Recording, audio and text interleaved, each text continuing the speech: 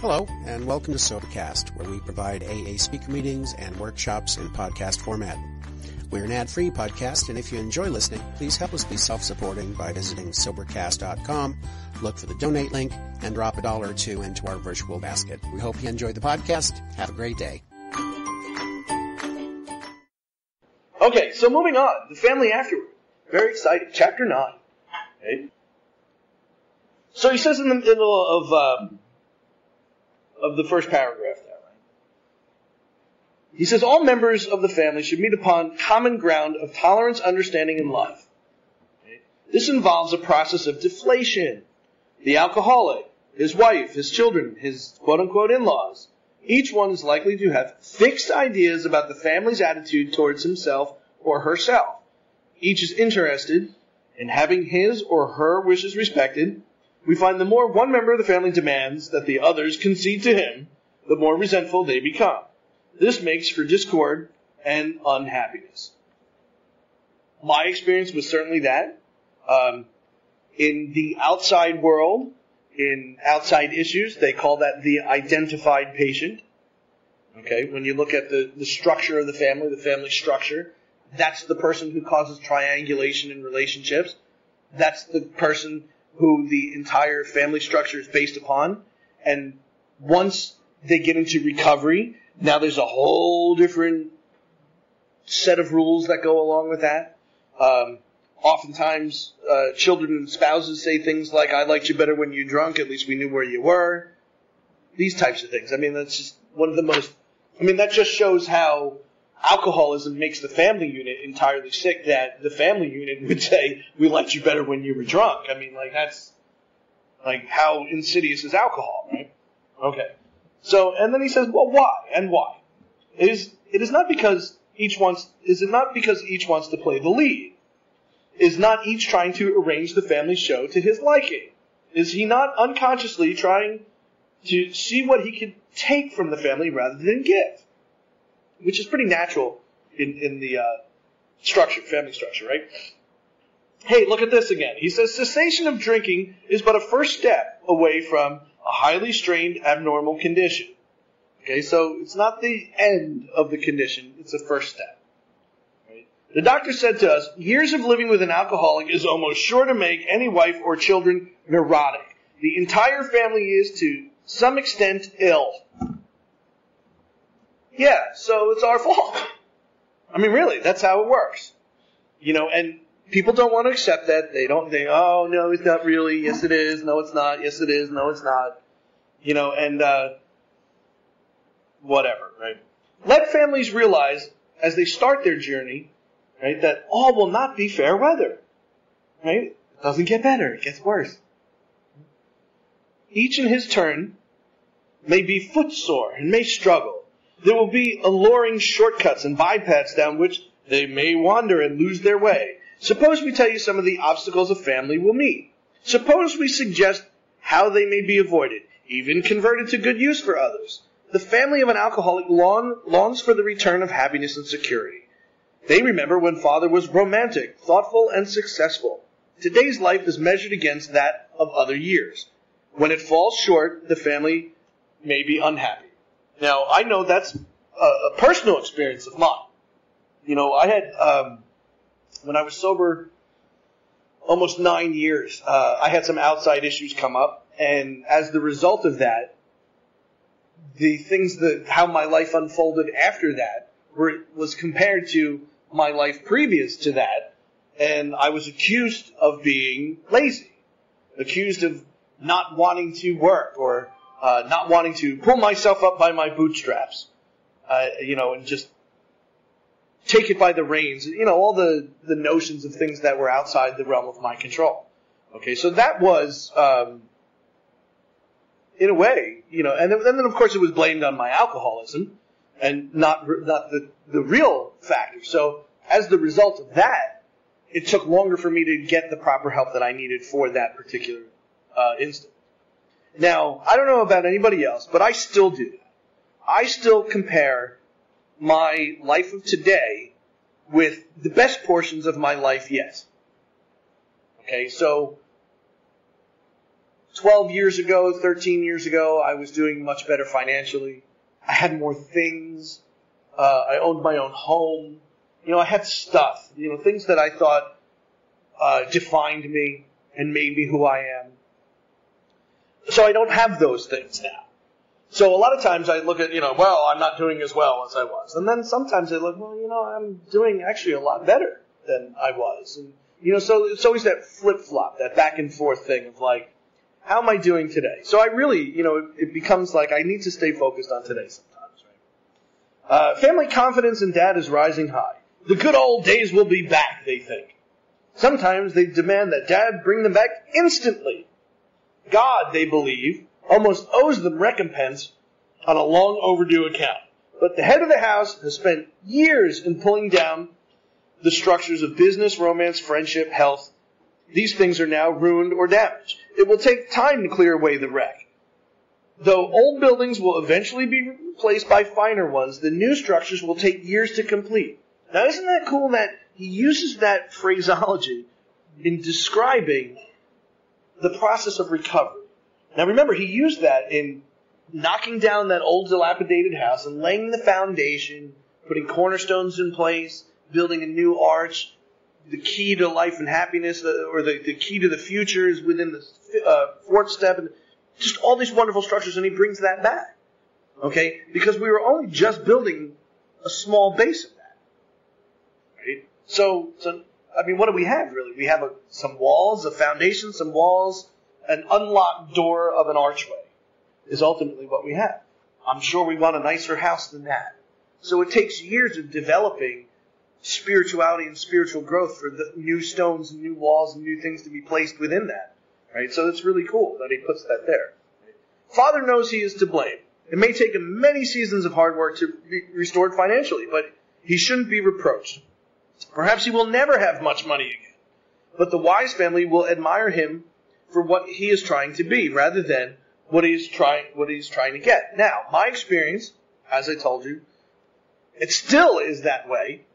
My family insists that I should be rich by now, that with all my experience and all these things that I do and all these places that I speak, that I should at least be flush, that I should be writing books and being asked to be on talk shows, and for the wealth of knowledge that I've been given. And who knows, maybe that may one day happen, but it hasn't thus far. So it becomes, well, you're just, and you should just, and well, you're not really. And it's like, well, how about climbing into my skeleton and my body, kind of like live there for a day? And then maybe you might get it. Maybe you won't. Right? Okay. So now and then the family will be plagued by specters from the past. For the drinking career of almost every alcoholic has been marked by escapades, funny, humiliating, shameful, or tragic. The first impulse will be to bury these skeletons in the dark closet and padlock the door. The family may be possessed by the idea that the future happiness can be based only upon forgetfulness of the past. We think that such a view of self is self-centered and in direct conflict with the new way of living. How about that? Kind of goes against that forgive and forget thing, doesn't it? Okay. But again, there needs to be balance. Right? There needs to be balance. He's about to give us an example. Henry Ford once made a wise remark to the effect that experience is a thing of supreme value in life. That is true only if one is willing to turn to the past to good account. We grow by our willingness to face and rectify errors and convert them into assets. The alcoholic's past thus becomes the principal asset of the family, and frequently it is almost the only one. Right? The painful past may be of infinite value to other families still struggling with their problem. We think each family, which has been relieved, owes something to those who have not. When the occasion requires, each member of it should be only too willing to bring former mistakes, no matter how grievous, out of their hiding places. Showing others who suffer how we were given help is the very thing which makes life seem so worthwhile to us now. Right? Now here, this next statements are my favorite in the entire book. In the entire book. Cling to the thought that in God's hands, the dark past is the greatest possession you have. The key to life and happiness for others. With it, you can avert death and misery for them. That's the most powerful thing in this book.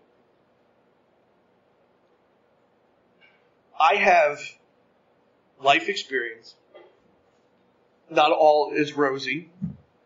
Even recent. And that, if I give that to God, God will give that back to me with a way that it will help other people not die and to not be miserable. And to say, listen, because we have this incredible dichotomy that we only listen to people who are quote-unquote successful. Right? And to me, I've been listening to tons of unsuccessful people for decades. Okay? I've watched a lot of people go do research and development who really didn't believe that they were true alcoholics, that they were real alcoholics, that they didn't have a manifestation of an allergy, and a phenomenon of craving, and they went out and they did that research for me. And they went out and they drank again, and they relapsed. Because they still didn't fully conceive. I watched that for years. Okay? I can't blame those people for doing that. If they turn that around and say, listen, I screwed up, I did it. In God's hands, they avert death and misery for me. Okay? So I can't judge my crap. Okay? Because that's what I call it. My darkest past. Even my recent darkest past. I can't judge that as it being something that I don't want other people to know about for shame or for guilt. I need to give that to God, and God, right? Because I do that in my 7-step prayer also. I give all of me to God, good and bad. And I ask in return for strength, right? To use me, to take away difficulties, to show people how I can overcome them through the power of God. Through the power of God. God took away my alcoholism. Took it away. A miraculous demonstration of that. I'm safe and protected. I don't swear it off. I don't fear it. The problem has been removed.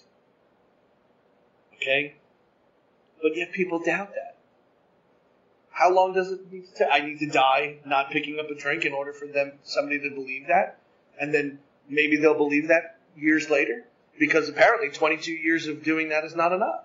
Because we have people within the media saying, well, you're never. And then they prove it. Right? By relapsing and dying and overdosing on drugs. And then people like me are pointed out like, what's he talking about? Okay? Because I'm part of the silent majority. I'm part of the silent majority. I know there are tons of people who are recovered, who have followed this process and this program and who live with God in their lives, with their mistakes, and pass that on to other people. And I don't know, for me, it's criminal to not tell people who are telling other people who are dying that you're never going to get over this. You're always going to be an alcoholic. I think that's a crime. It's a crime. Because it's just not true. If it were true, then okay. But it's just not true. I'm an example of that. I mean, I know people who died with over 50 years of sobriety. So what, they were an alcoholic until the end? No. They overcame alcoholism for over 50 years of their life. I mean, that's just incredible. That's 6 years longer than I'm alive. You know, and it's just, I don't understand. Like, we have, you know, there's a comedian out there who I like some of his musings. And he says, you know, tell millions of people that there's some invisible man in the sky who's going to do things for you or to you, and they buy it. Right? But tell them that the paint is wet and they have to go over and touch it to see if it's true. Okay? So it's kind of like that. That's what we are. Right? We're kind of like the wet paint of the world. You know? So it becomes like, we have to say to people, listen, I'm recovered. I don't have a problem with alcohol. I'm cured of alcoholism. And God did that. through this, God did that. Oh, you think it? Yeah, that's right, I do. Okay, and you can have it too. And that's really the difference. Because usually the people who are running around saying, don't drink, go to meetings, and you can never be recovered, and you can never be cured, are the people who are unwilling to help people achieve sobriety. They throw a meeting book at them or a meeting list and say, hey, I'll meet you here Saturday night. And then they get there and they want, and they don't talk to them. They don't give of themselves. They don't do this. They don't cling to the thought that their darkest past is the greatest possession they have. They're still ashamed of it. They still want to tuck it away. And they want to push it aside. And they want to say, yeah, but that was a different life. BS. That's my life. Current. They say stupid things like, I want to keep my memory green. Well, keeping my memory, I haven't had a drink since May 1st of 1992. I can remember situations, but I can't, I don't remember physically feeling that way anymore. Because we tell people that when they get here. You don't have to feel like that ever again. Okay, but then once we say, you know what, I don't feel like that ever again. They go, oh, you think you're cute, Okay, so I have God in my life. I have a higher power of my own understanding that gives me this strength to stand up against criticism, to stand up against judgment, to stand up against finger pointing, to stand up against all of that, because God does all of that. I don't. I'm just an instrument. That's all God uses me to do that, right? All right, so he also said it is possible to dig up past misdeeds so they become a blight, a veritable plague. For example, we know of situations in which the alcoholic or his wife have had love affairs. In the first flush of spiritual experience, they forgave each other and drew closer together.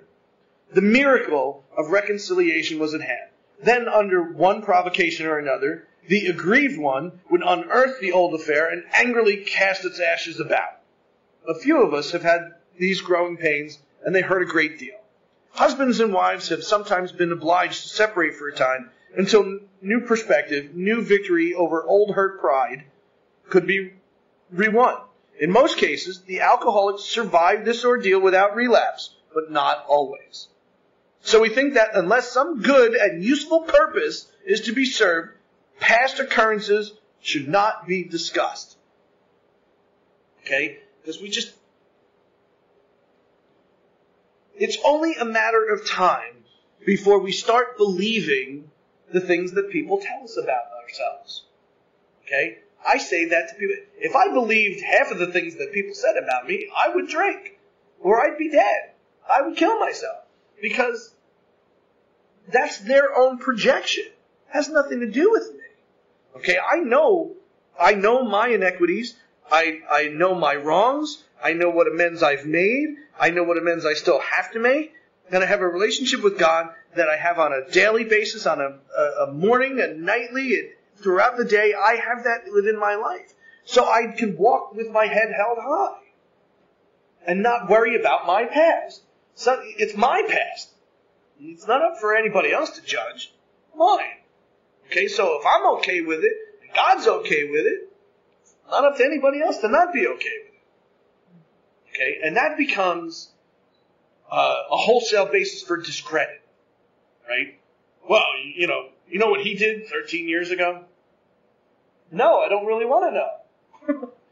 Right? I don't really want to know what somebody did. Okay, is that over? Did you make amends for that? Is it done? All right, move on. You still dragging that around? Obviously, you didn't give it to God. You still want to hold on to that. You still want to cling to that. So you need to do some 6 and 7 step work on it. Okay, so this stuff goes on. Okay, so when I walk around and I talk about being recovered and that God cured my alcoholism, people want to point to my humanness. Oh, yeah, but you still make mistakes. Well, where does it say that God's going to make me perfect? Matter of fact, it says quite the opposite. Spiritual progress, not perfection. Okay, but that miracle is sought in my life. Right? And I have to carry that to other families. I have to carry that to other people. I have to carry it. I have to put it out there for inspection. Okay? I can't be one of the people who looks all shiny and new on the outside, but my life is just horrible, and I'm not going to tell you about it because then you're going to judge me, and then I really won't be sober, and I won't be this, and I can't do that, and I talk to this. I had somebody say that to me yesterday, as a matter of fact. Yesterday. On one of those social medias, I made a comment that they didn't like, and they took me to task on it. I said, well, sorry that you feel that way. I'm just reporting a fact. And it wasn't about feelings. It really was a fact. And they didn't like the fact that I was pointing out a fact, because it hurt their feelings. And I said, well, sorry it hurt your feelings, and if it does, I will abstain from making any further comments. So their response was, well, I unfriended you anyway, so that doesn't matter. I'm like, oh, okay, good. So I responded with, well, good, you saved me some time because I think most of you people are full of crap anyway. And then I got rid of them as well. So then they decided, well, I want to engage. And they text me, and my response was, please do not contact me. Please do not contact me. I mean, those are pretty direct, simple instructions. But they ignored it, and they sent something else back. Where does it say that in the big book? You're a hypocrite. Those were the words that were sent to me. And my response was, we cannot be helpful to all, but God will show us how to take a kindly and tolerant view of everyone. That was my answer. And I said, I don't really have a use for this relationship anymore, and you can go bully somebody else. Because that's really what he was doing. He was trying to bully me for me pointing out something that was factual, that he didn't like, how that fact made him feel. So that fact was my fault. You see? So ultimately, that's part of what this process is talking about. Okay? Within the structure of the family, that's going to happen. The family is going to point out facts. Fact. Hey, Dad, you broke my favorite record. You broke the VCR. Hey, Mom, you did this. These things, these are facts that are going to be pointed out. Okay? And we alcoholics don't like those facts a lot of times. Because we don't like how it makes us feel. And it says that further on in the page, right? It says it at the bottom of the page at 125. It says, we alcoholics are sensitive people. It takes some of us a long time to outgrow that serious handicap. Okay, so being sensitive is not an asset. It's a handicap. Right? Because we're talking about facts. I was asked, how you doing? Oh, not good. Why? I'm feeling. And that was the truth. And it is the truth. I'm feeling today. And most of the time I don't like feeling because it takes me away from facts. Okay? So, we're going to continue with the family afterward. There's some more great things in here. Really important stuff later on in a few pages. But that's really it. It's, presented with facts, people are going to react with feelings. Most of the time. Okay, so that's what we're dealing with within the family afterward, what we're putting out there. So we need to be wary of that when we're dealing with family of our own and dealing with families that we're working with, families of alcoholics that we're working with, that's what's going to happen. When we point out facts, people are going to have feelings about facts. And there's no getting around that. So, alrighty, so we're in the family afterward. We left off on page 125, sort of. That was one of the last things I mentioned. On the second to last paragraph of the page, it says, another principle we observe carefully is that we do not relate the intimate experiences of another person unless we are sure he would approve. Right? And that's really important for our 12-step work. And it's really important in general in AA because it falls under gossip is what happens. Despite somebody talking about their own stuff freely, it's really not up to us to go, hey, did you hear about Joe? He said this at the meeting, and Bob said that, and then Mary said that. It's not really helpful to anybody, really. And my experience has been generally what ends up happening is that as the result of that, the people whom expose themselves don't go back to those meetings anymore, and they refrain from sharing themselves. trying to be open and helping other people. So that's a key element. And then he follows it. He says, we find it better when possible to stick to our own stories, right?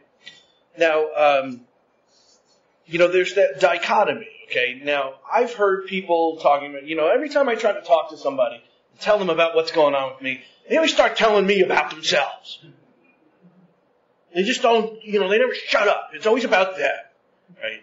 So it's really important to have that balance, It's about, I don't know, for me, I think my experience is that alcoholics, no more differently than other people in the world, have a one-upmanship thing that happens, right? Like somebody could, you all probably have someone or know somebody in your life that you could go and say, hey, guess what? I got great news. I got 2 tickets to paradise. And they say, well, I got a season pass.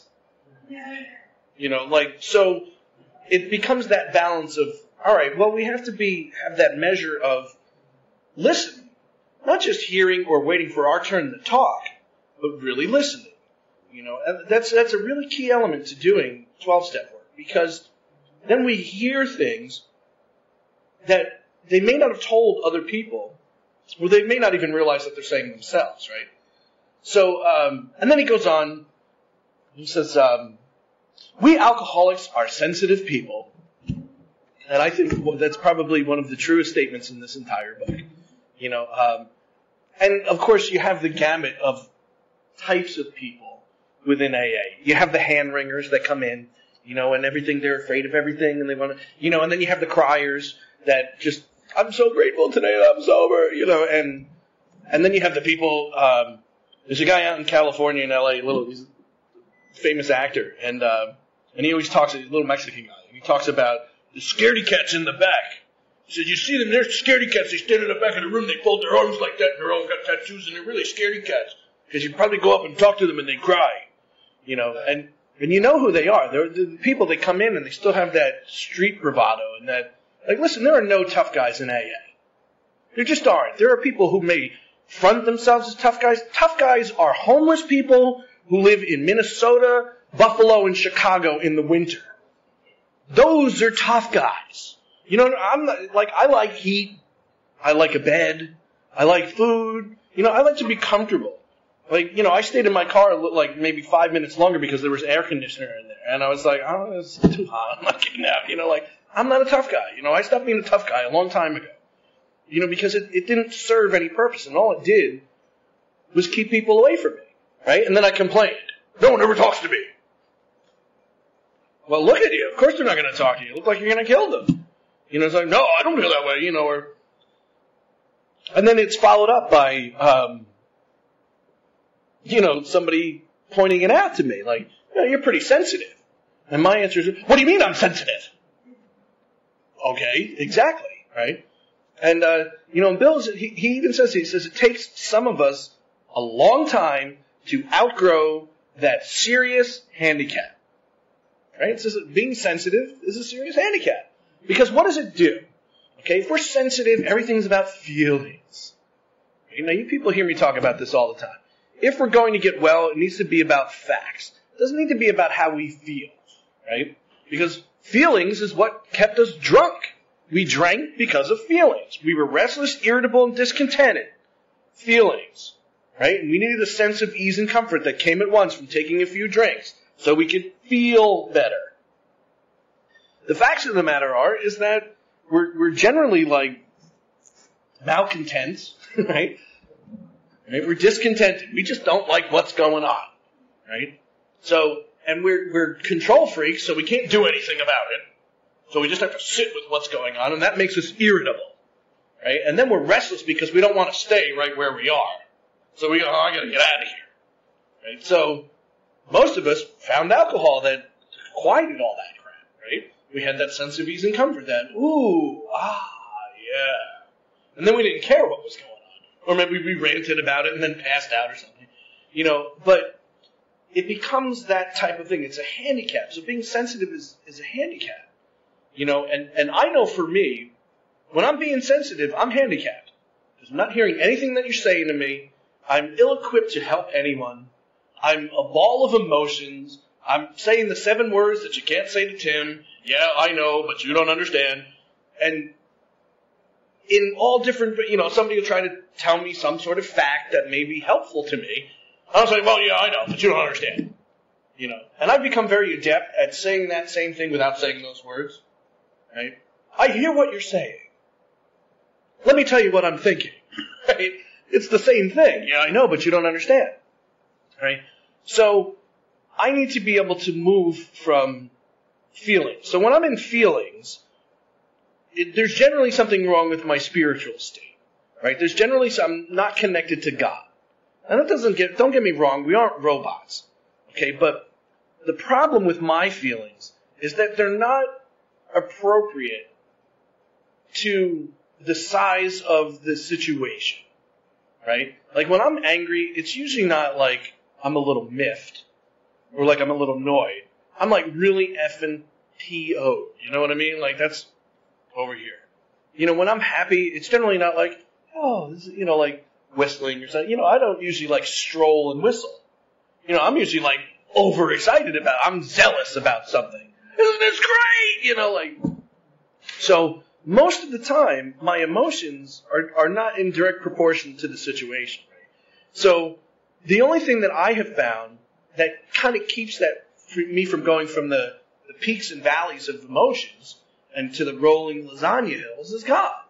Right? That relationship that I have with God. So if I'm in a particular feeling, I always have to remember this too shall pass, regardless of what feeling it is. If I'm really happy, this too shall pass.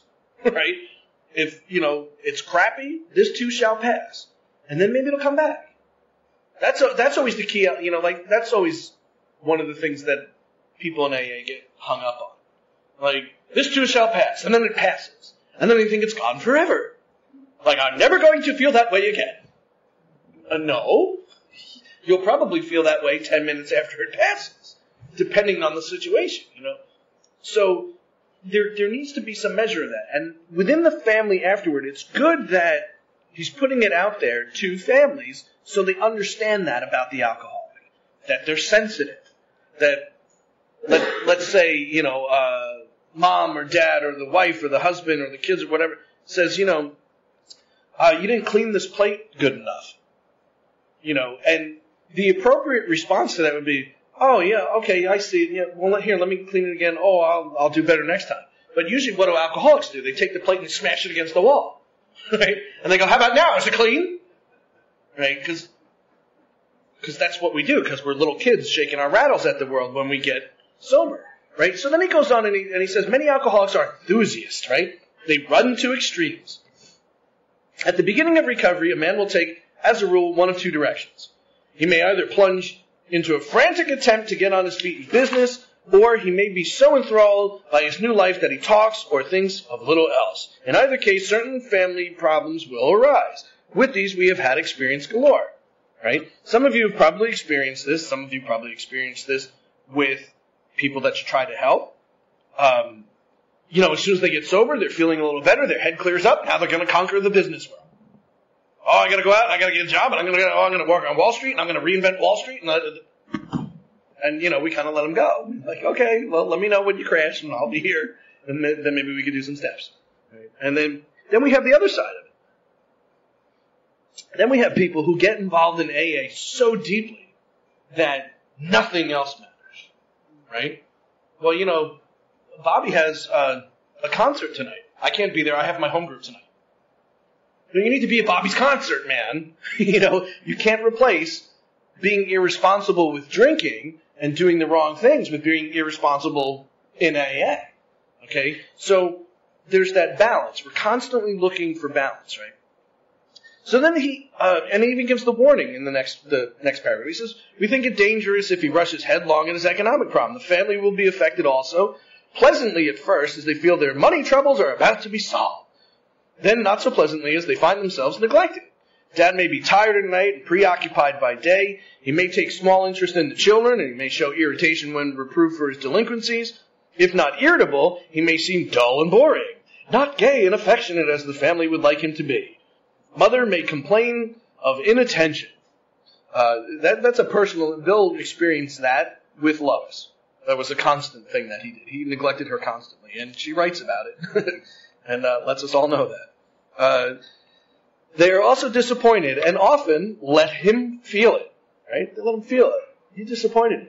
I'm going to let you feel it, right? Beginning with such complaints, a barrier arises. He is straining every nerve to make up for lost time. He is striving to recover fortune and reputation and feels he is doing very well.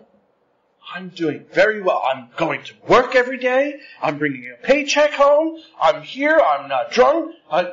Right? Then what happens next? He says, sometimes mother and children don't think so. You think you're doing well? And that's the typical reaction, right? So he says, having been neglected and misused in the past, they think Father owes them a lot more than they are getting. They want him to make a fuss over them. They expect him to give them nice times that he used to have before he drank so much, and to show his contrition for what they suffered. But Dad doesn't give freely of himself. Resentment grows. He becomes still less communicative. Sometimes he explodes over a trifle. Like the dirty plate, right? The family is mystified. They criticize, pointing out how he is falling down on his spiritual program.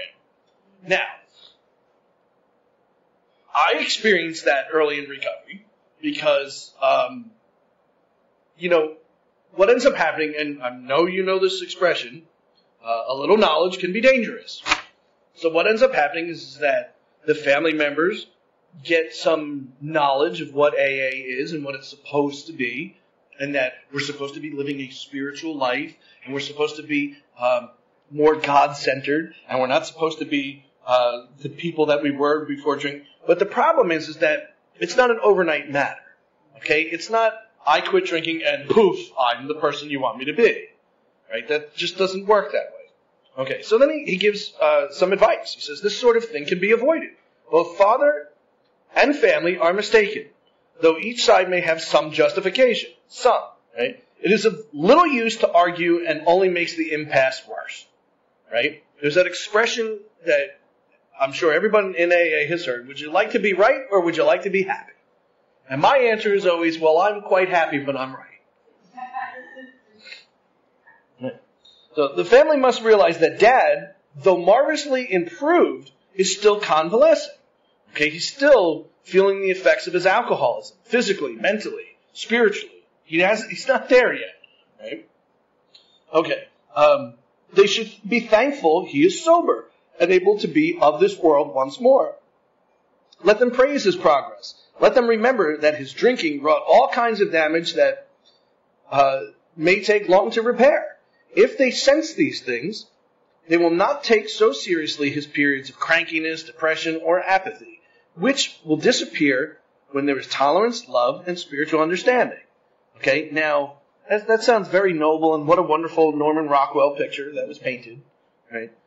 But that's good advice for us as people who are working with other alcoholics as well. Okay? When we're dealing with newcomers, when we're dealing with people who are untreated, they're cranky. They're depressed. They don't care. Right? That's their general feeling.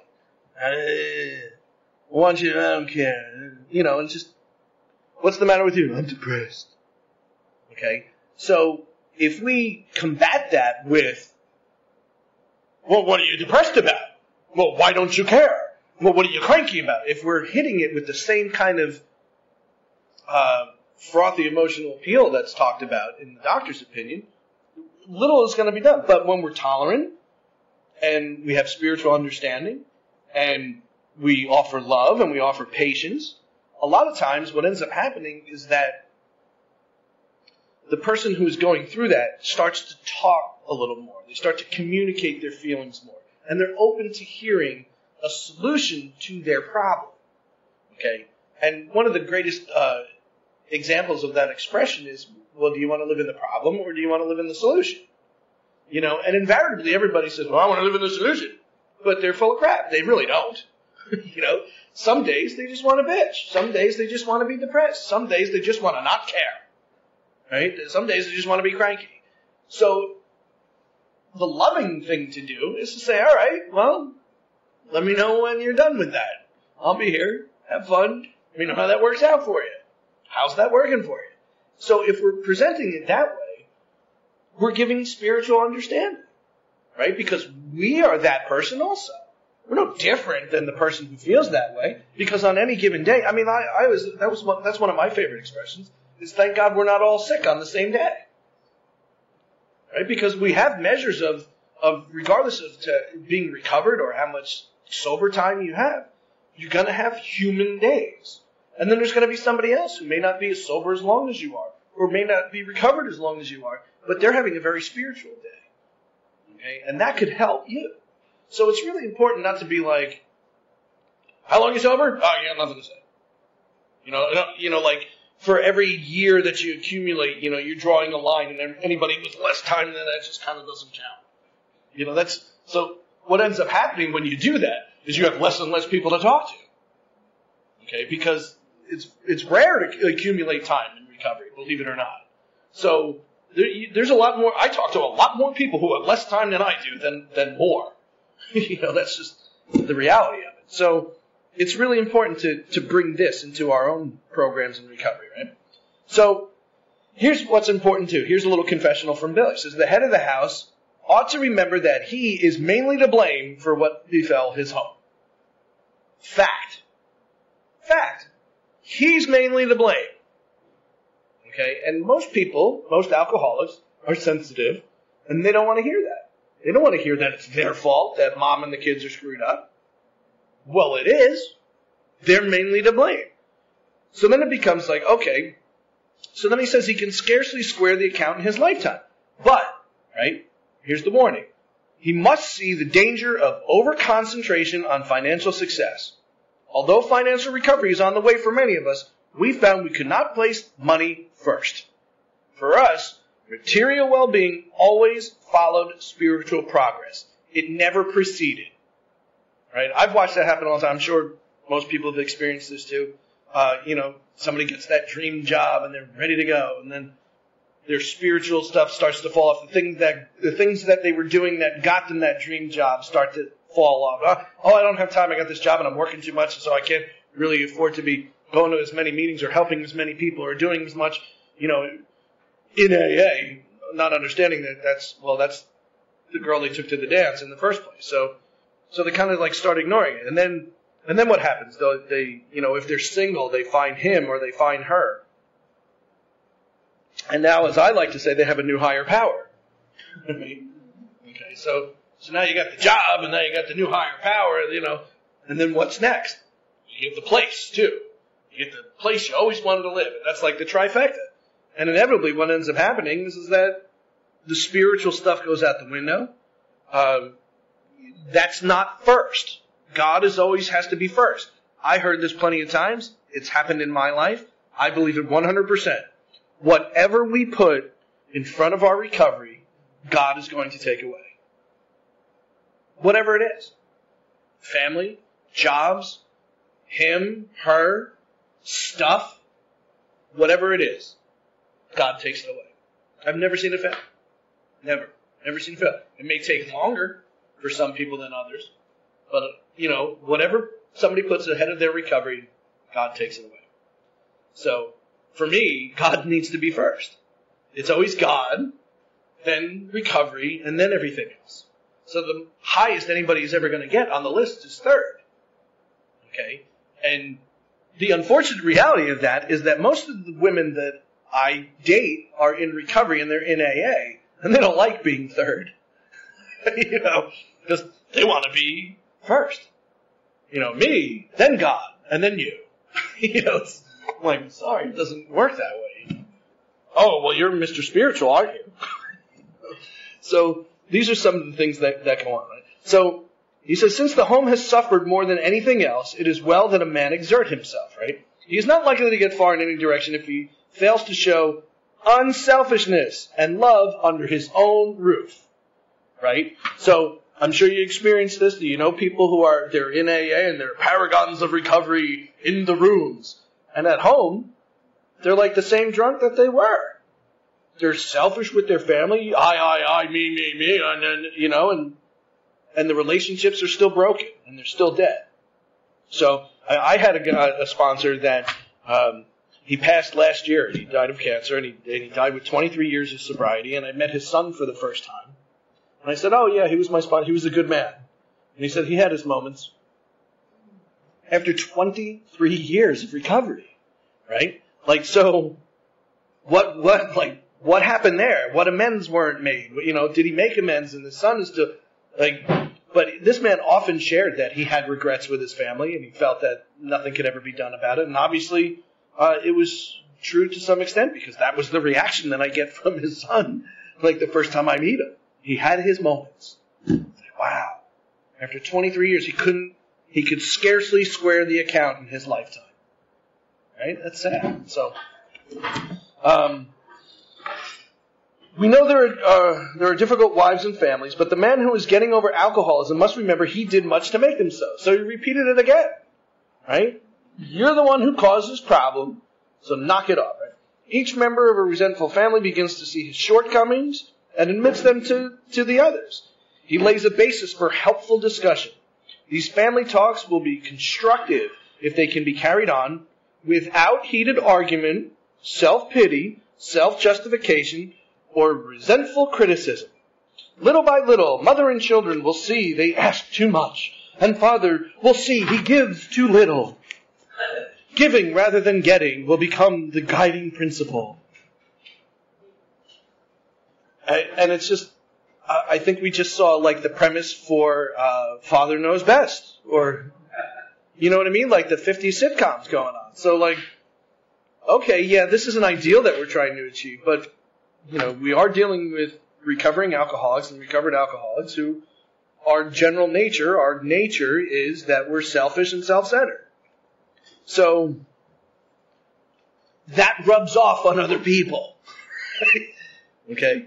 When we're like that, other people start to become like that around us. And then they start to say, well, you're like it. How come, what's the problem? I can't be like that. Only you could be like that. And then, you know, because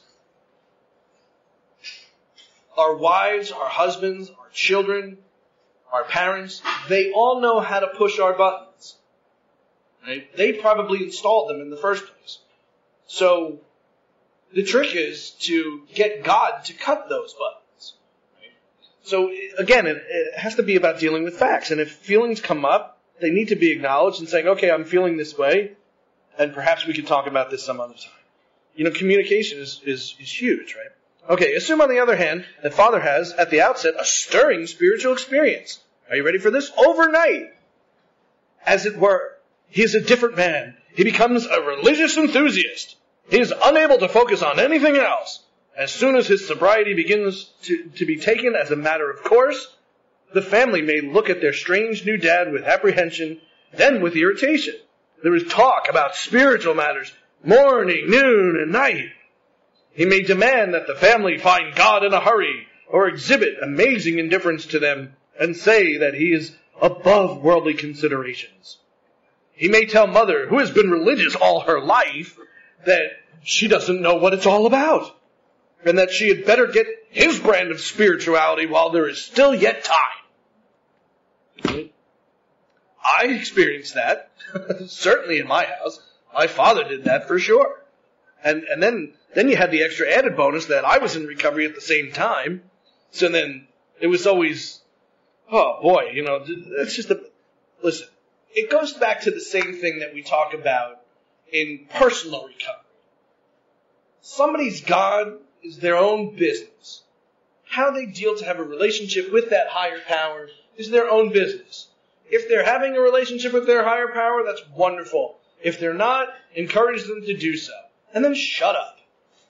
You know, because it doesn't matter. Like, oh, well, you don't know, and yet, oh, and just, oh my God. But, you know what I mean? It just becomes like, and that's a wonderful description. Like, she's been religious her whole life, but she doesn't know what it's all about. You know, or else she would have been able to get me sober, you know, because you got that stuff too, right? So, okay, when Father takes this tack, the family may react unfavorably. Imagine that. Now check this.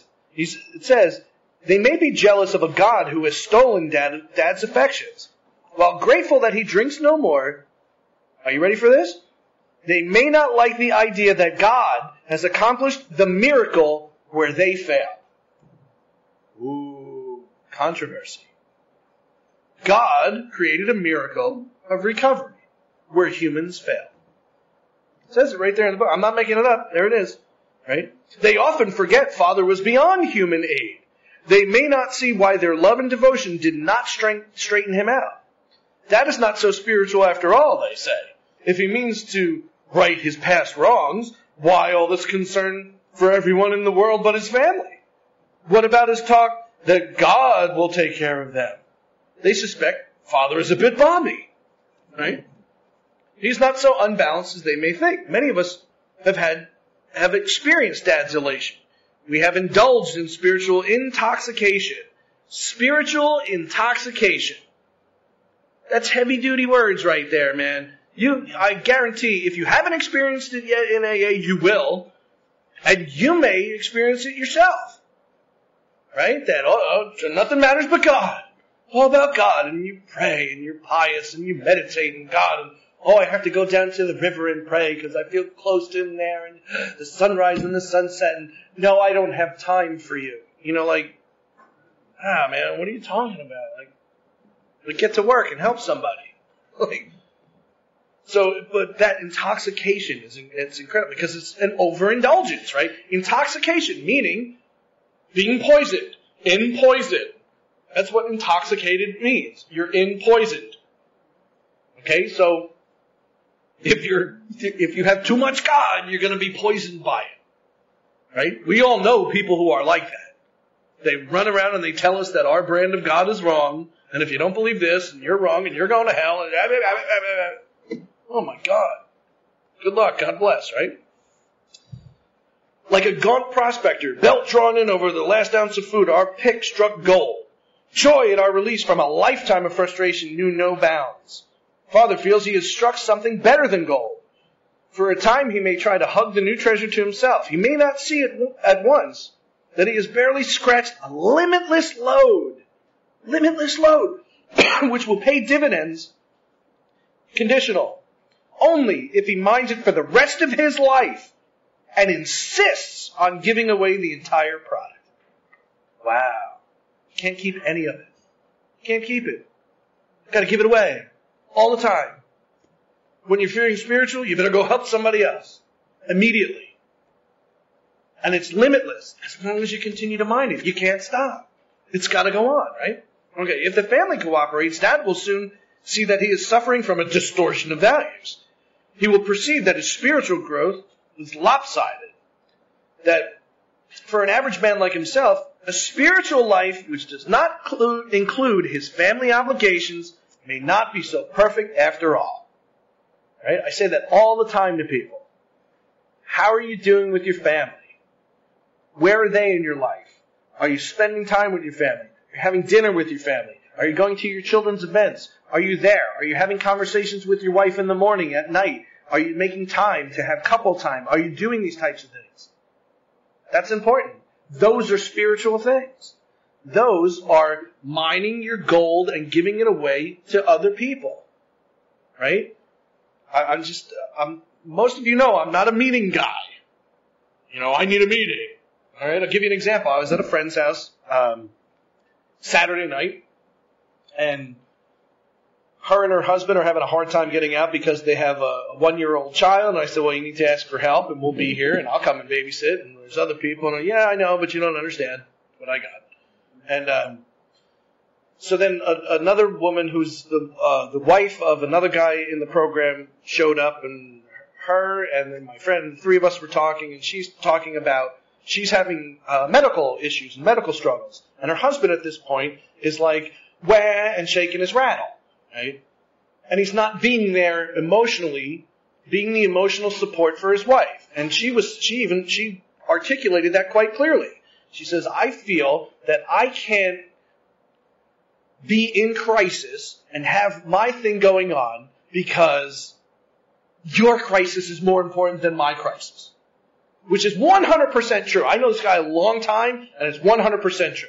He's one of the season pass kind of guys, right? So he's sitting there, and he's in anguish. Right? He's in anguish. I can feel him sitting next to me in anguish. Why? Because he needs a meeting. He needs a meeting. Right? Instead of, after his wife just said, I need emotional support from you. I need a meeting. He's sober 16 years. Right? So the other woman said, you're at a meeting. Okay? Because 3 of us are in recovery, and his wife is one of the best Al-Anons I've ever met who never attended Al-Anon. Okay? Right? So it's like, he said, I don't know what to do. I don't know what to do. I don't know what to do. And he's like a friggin' hamster on a wheel and bringing this, I don't know what to do. Why? Because he's driven by self, right? Because he's driven by self-delusion and self-seeking and self-pity and fear. Whoa, what's going to happen if I don't get to a meeting? Crap, right? So I looked at, I don't know what to do. I don't know what to do. So I turned to him and I simply said, well, why don't you ask God what to do?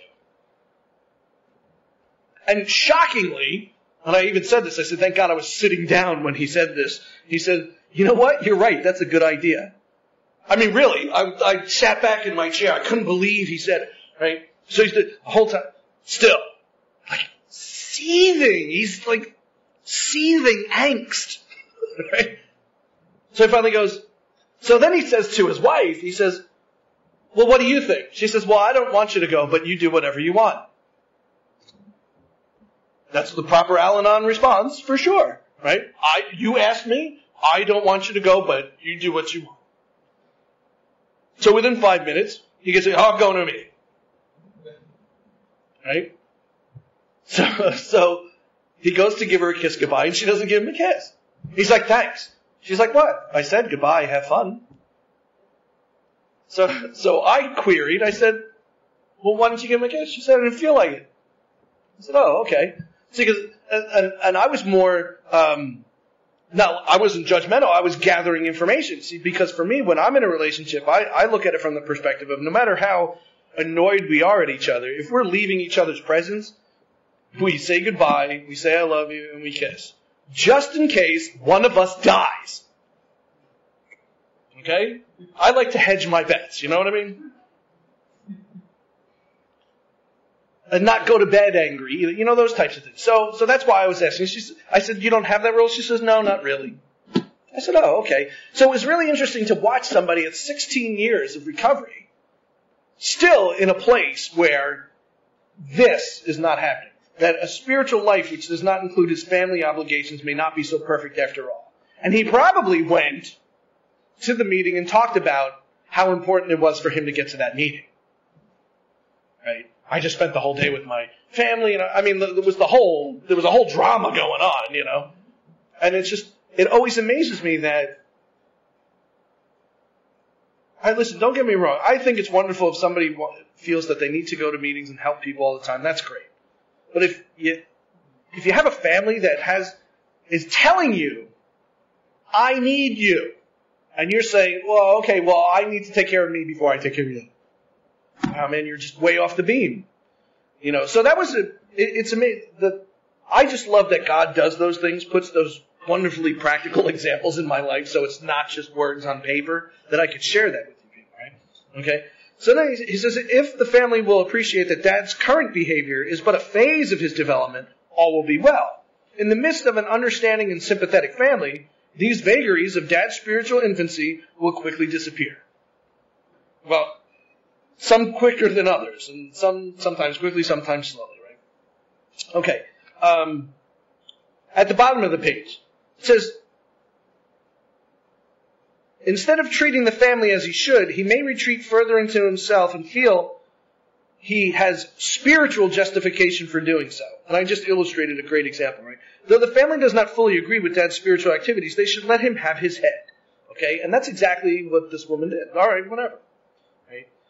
Even if he displays a certain amount of neglect and irresponsibility toward the family, it is well to let him go as far as he likes in helping other alcoholics. During those first days of convalescence, this will do more to ensure his sobriety than anything else. Though some of his manifestations are alarming and disagreeable, we think Dad will be on firmer foundation than the man who is placing business or professional success ahead of spiritual development. Right? Now, what's interesting in that statement, right? They're discussing somebody who has just entered recovery, who has just gone through the process of the steps. Now, if you notice, it says, during those first few days of convalescence, he will do more to ensure his this will do more to ensure his sobriety than anything else. Working with other alcoholics. Okay? How many alcoholics do we know that work with other alcoholics in the first few days of their convalescence? Generally not. I mean, that's how far away from this as a whole AA has come. Because back then, they were like, oh, do you want what we have?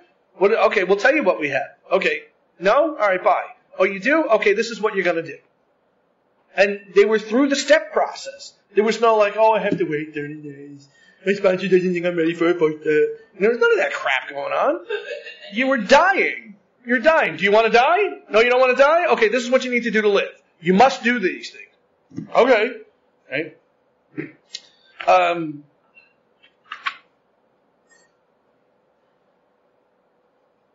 In the middle of the page on 130, it says, we have come to believe he would like us to keep our heads in the clouds with him, but that our feet ought to be firmly planted on earth. Right? That is where our fellow travelers are, and that is where our work must be done. These are the realities for us. Right? Facts. They're facts. Okay, so it goes back and it reiterates faith without works is dead. It reiterates that, yeah, God is great, and God is great, but, you need to go to work.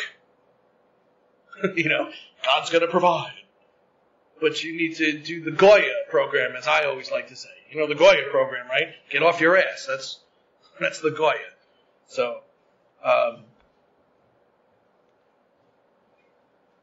now here's the next paragraph. He says, one more suggestion, : well remembered. Whether the family has spiritual convictions or not, they may do well to examine the principles by which the alcoholic member is trying to live.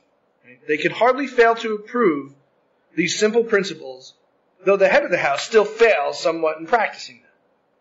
Right? So, of course, he's talking about, our sister fellowship and other fellowships that sort of bolster this. I mean, there's over 800 that have rewritten the steps for their particular purposes. So we know that 12-step recovery works. Okay, three-quarters of the way down on page 131, right? It says, Father will necessarily spend much time with other alcoholics, but this activity should be balanced. Okay? Again, should be balanced. New acquaintances who know nothing of alcoholism might be made and thoughtful consideration given their needs. The problems of the community might engage attention. Though the family has no religious connections, they may wish to make contact with or take membership in a religious body. Now, the nice thing about what AA has done over the years is that we have things outside the group. We have things outside the process of sponsor-to-sponsee relationship for that.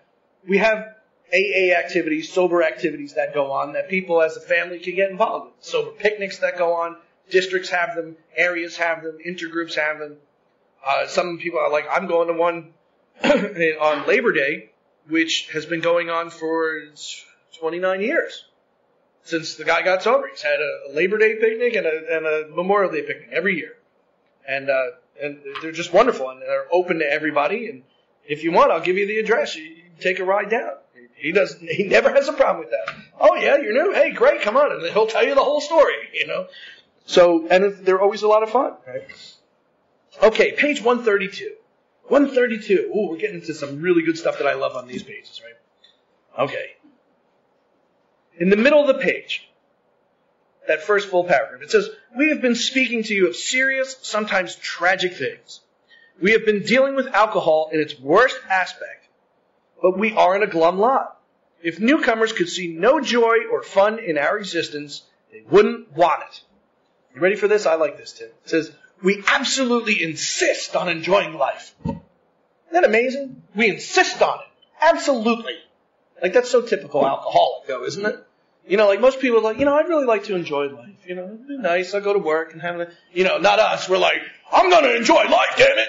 Right? And so it's just funny to me, right? We try not to indulge in cynicism over the state of the nations.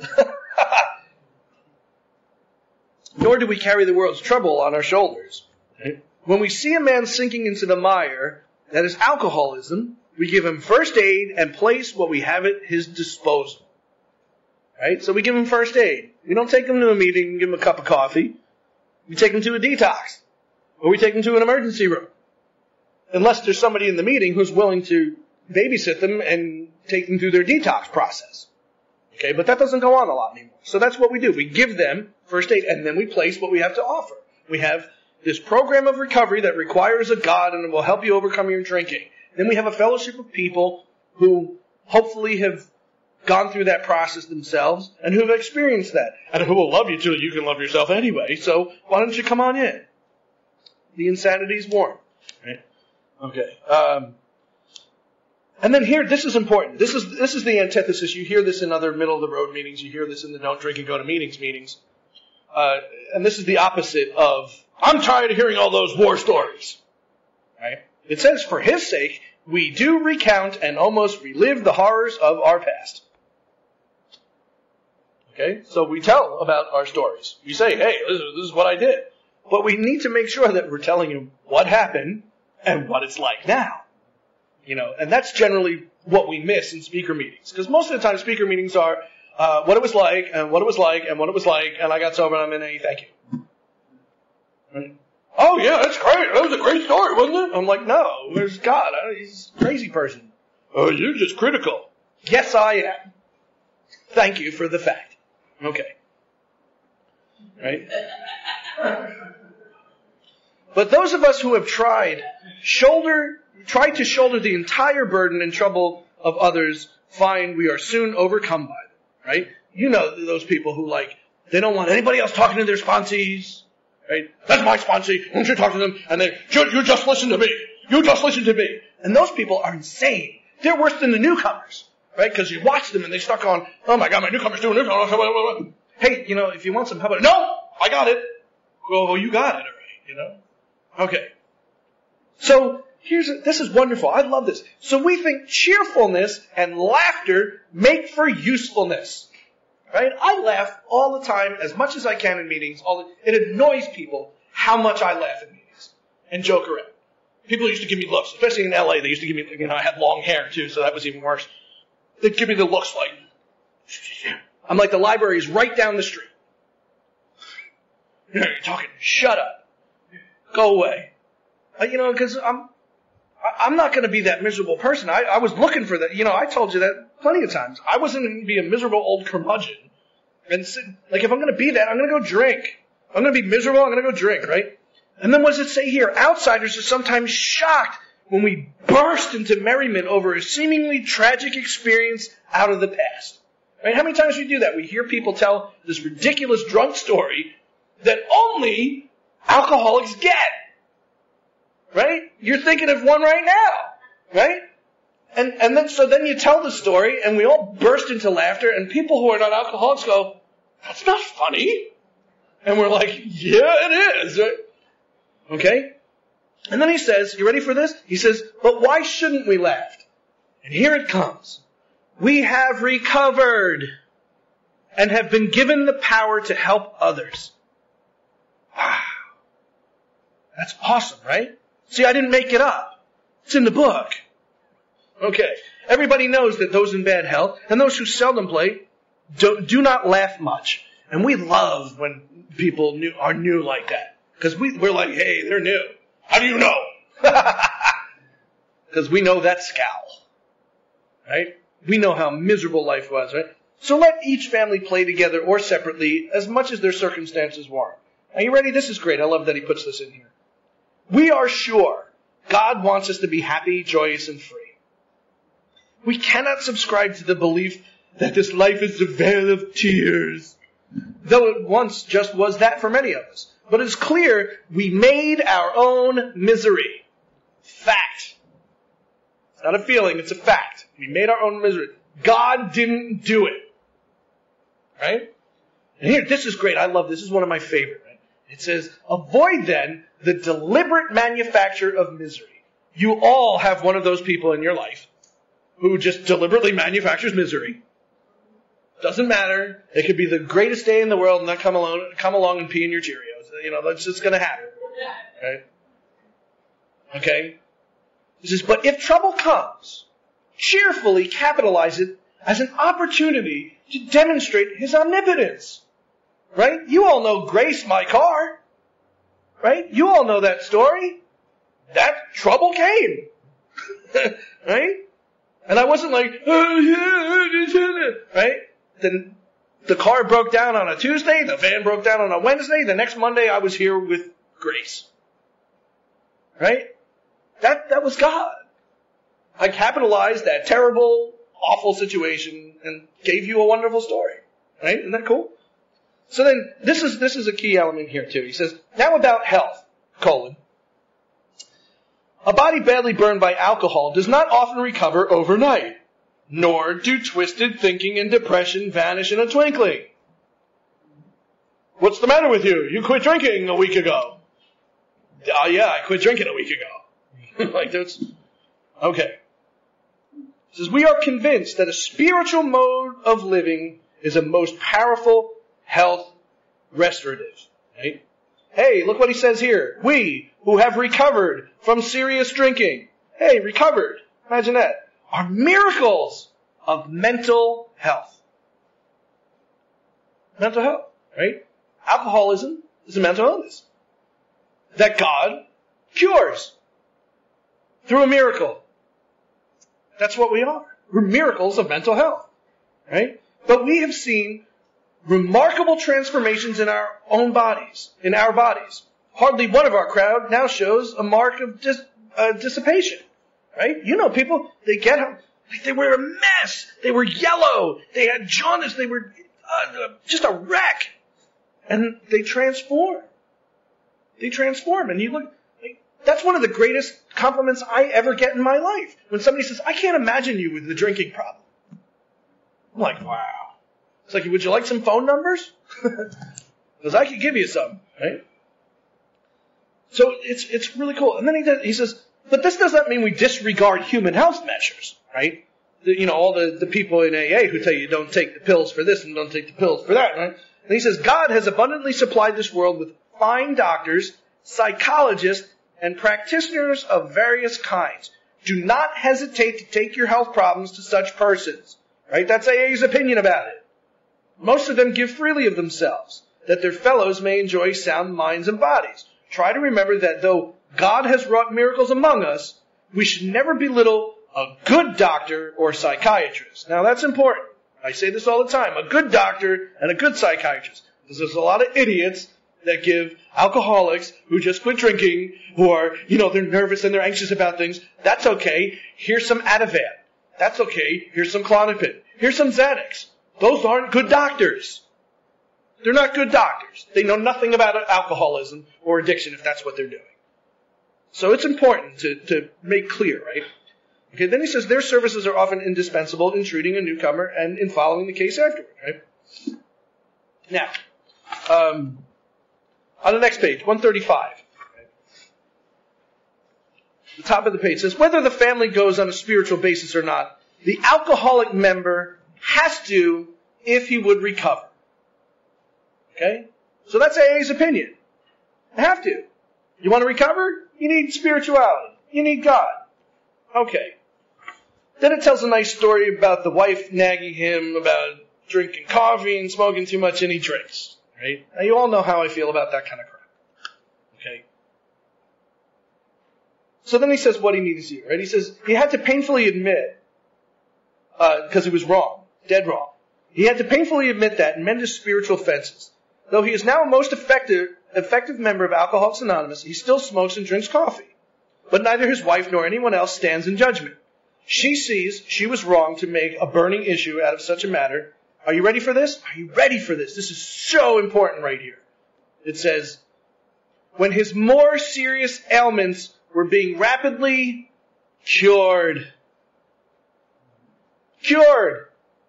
His alcoholism was being cured.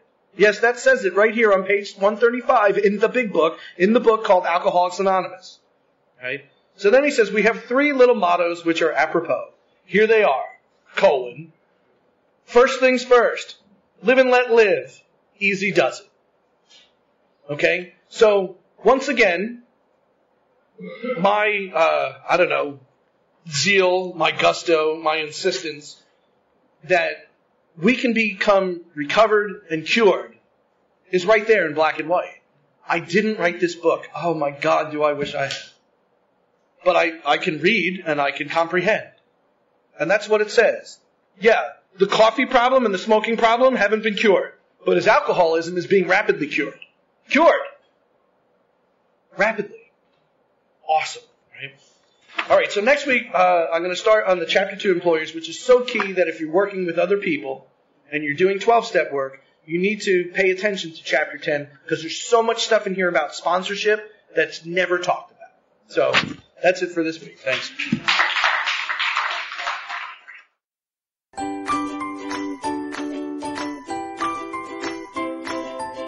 Thanks for listening. I hope you enjoyed the podcast. Sobercast is ad-free, and we'd like your help in order to keep it that way. So if you'd like to help us be self-supporting by pledging $1 or $2 a month, visit Sobercast.com and look for the donate links. Thank you very much.